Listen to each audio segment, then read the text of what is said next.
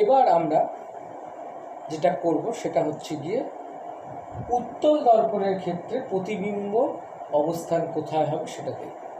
এর আগের যে ভিডিওগুলো করলাম সেগুলো সবই আমরা করলাম অবতল দর্পণের ক্ষেত্রে।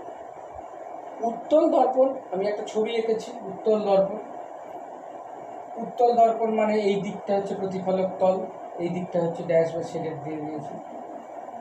এটা হচ্ছে এফ ফোকাস দৈর্ঘ্য বা ফোকাস, মুখ্য ফোকাস। এফটি হচ্ছে ফোকাস দৈর্ঘ্য। সি হচ্ছে বক্রতা কেন্দ্র, পি হচ্ছে মেরু।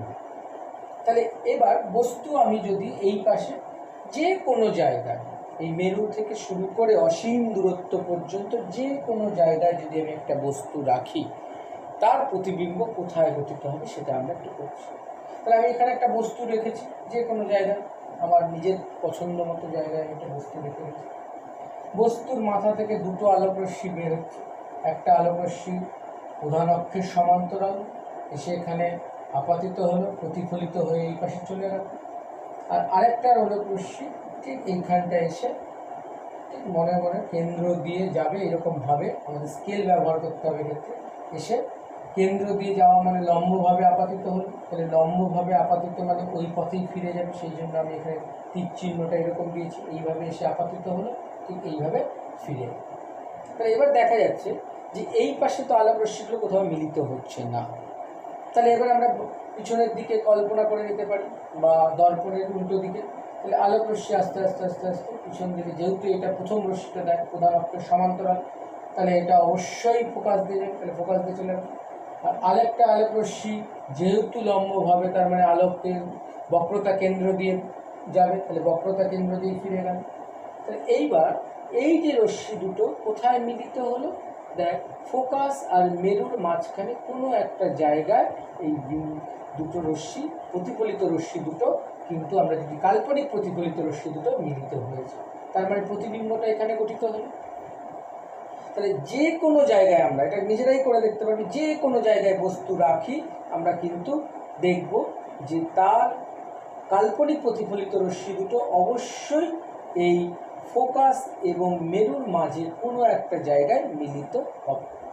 তাহলে এখানে দেখতে পেলাম আমি ড্যাশ ড্যাশ ড্যাশ দিয়েছি।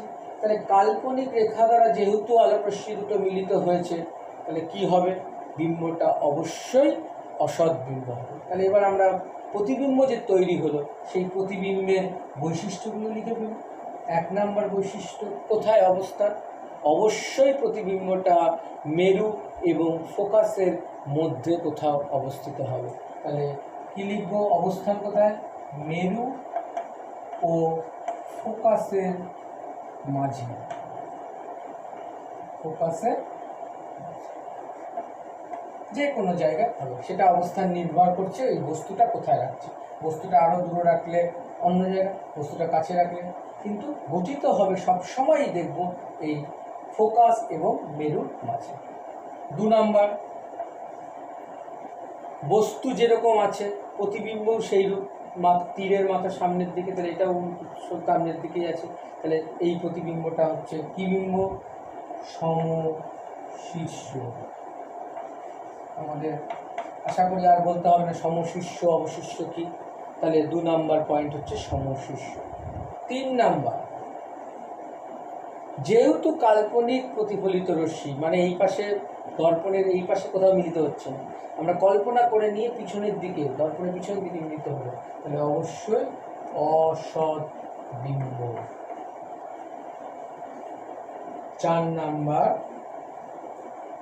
বস্তুর আকার থেকে ছোট, তাহলে এই জিনিসটাকে বলা হয় খর্বাকার।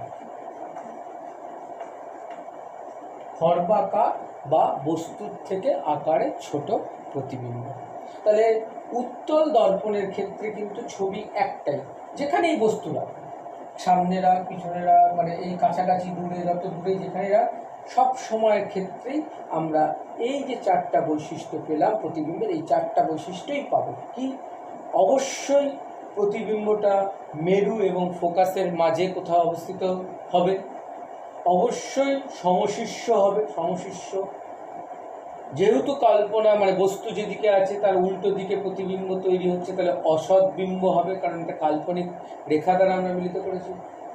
4 নম্বর পয়েন্ট, বস্তু আকারের তুলনায় অনেক ছোট বা খর্বাকার হবে। তাহলে এই হচ্ছে উত্তল দর্পণের ক্ষেত্রে প্রতিবিম্বের অবস্থান এবং প্রতিবিম্বের বৈশিষ্ট্য, বস্তু যেখানেই থাকে। তাহলে আমরা যে টোটাল যে জিনিসটা করলাম, তাহলে অবতল দর্পণের ক্ষেত্রে বস্তুর অবস্থান আলাদা আলাদা হওয়ার জায়গার জন্য আমার প্রতিবিম্বের অবস্থান কিন্তু আলাদা আলাদা হয়েছে এবং প্রতিবিম্বের বৈশিষ্ট্যও পাল্টে গেছে। কিন্তু উত্তল দর্পণের ক্ষেত্রে বস্তু যেখানেই রাখি আমার প্রতিবিম্বের অবস্থান পাল্টাতে পারে। অবশ্যই অবস্থান পাল্টাতে পারে বলতে মেরু আর ফোকাসের এখানেও হতে পারে, এখানেও হতে পারে, এখানেও হতে পারে, কিন্তু মেরু আর ফোকাসের মাঝখানেই সবসময় গঠিত হবে, সব সময়ের জন্যই সমশীর্ষ হবে, সব সময়ের জন্যই অসৎ বিম্ব হবে, সব সময়ের জন্যই খর্বাকার হবে। তার মানে বৈশিষ্ট্যগুলো একই রকম। এটাই হচ্ছে অবতল দর্পণ এবং উত্তল দর্পণের ক্ষেত্রে রেখাচিত্রের সাহায্যে প্রতিবিম্বের অবস্থানের আমাদের চিত্র এবং বৈশিষ্ট্য। আশা করি এই জিনিসগুলো সকলেই বারবার প্র্যাকটিস করার পরে আমরা কিন্তু করতে পারবো। যদি কেউ করতে না পারি অবশ্যই আমার সঙ্গে যোগাযোগ করবি, আমরা কিন্তু আবার তাহলে পুনরায় তোদেরকে এগুলো করে দেখাবো। বই থেকে ভালো করে প্রত্যেকটা ছবি, পেন্সিল, রাবার এবং আমাদের স্কেল ব্যবহার করতে হবে, করে সুন্দর করে ছবিগুলো আঁকবো। প্রত্যেকটা মেজারমেন্ট থাকবে, মেজারমেন্ট মানে পি আর সি এর যা দূরত্ব হবে ঠিক তার মধ্যবিন্দু হবে এফ। এটা আমরা এর আগের দিনে দেখেছি।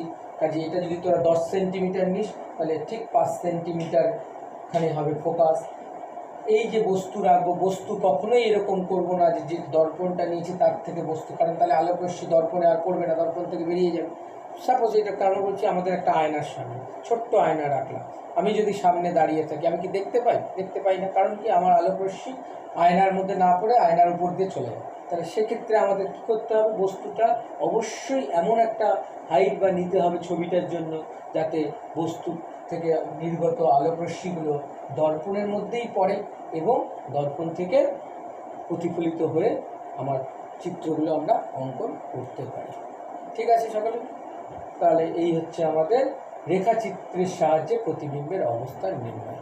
আমরা নেক্সট এর পরের পার্টে আরও বিস্তারিত অন্যান্য জিনিস নিয়ে আলোচনা করব। Thank you.